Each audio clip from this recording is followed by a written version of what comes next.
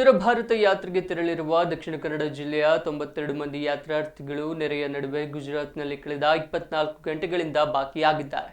ಕಳೆದ 15 ದಿನಗಳಿಂದ ನಿರಂತರವಾಗಿ ಸುರಿಯುವ ಮಳೆಯ ಕಾರಣ ಗುಜರಾತ್ ರಾಜ್ಯದ ಕೆಲವು ಭಾಗಗಳಲ್ಲಿ ನೆರೆಯಿಂದ ಮುಳುಗಡೆಯಾಗಿವೆ, ರಸ್ತೆಗಳು ಬಂದ್ ಆಗಿವೆ ಎಂದು ಹೇಳಲಾಗಿದೆ.